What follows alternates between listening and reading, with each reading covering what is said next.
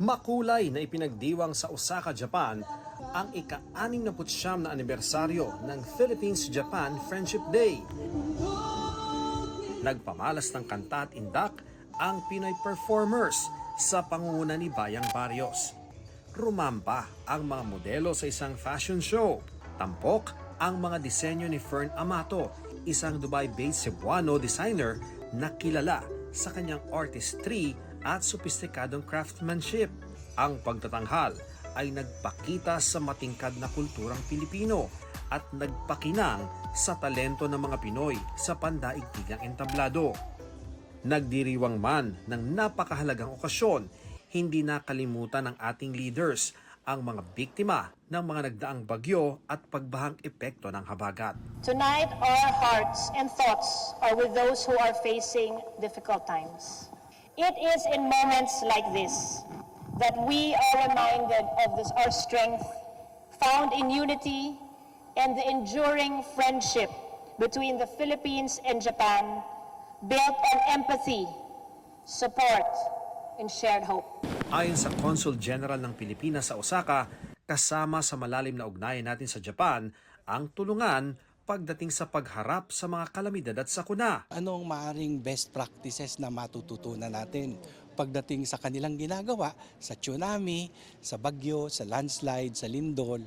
Ano yung ginagawa natin at ano naman yung pwede nating ibahagi sa kanila pagdating sa mga lakas natin sa mga ganong klaseng sakuna?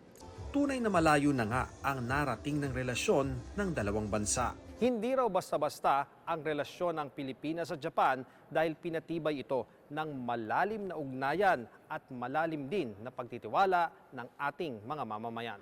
Moments like these remind us that Japan and the Philippines are not merely neighbors connected by the ocean, but the partners united by shared values, common aspirations, and mutual respect. We honor a friendship that has stood firm for 69 years. A friendship woven not only by diplomacy and treaties, but by shared experiences, mutual respect, and the enduring ties between our peoples. Isang mahalagang event sa Osaka ngayon, ang Expo 2025. Tatagal ang Expo 2025 sa Osaka hanggang sa Oktubre. Isa sa dinarayo at pinipilahan ang Philippine Pavilion.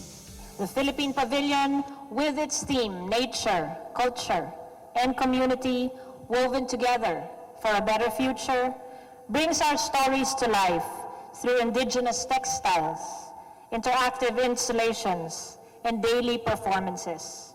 The Expo continues to welcome large crowds every day. And yesterday, we passed the 30 million mark. Thank you.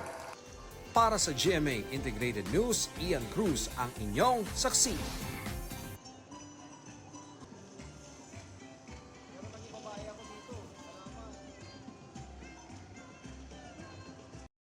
Mga kapuso, maging una sa saksi. Mag-subscribe sa GMA Integrated News sa YouTube para sa iba't ibang balita.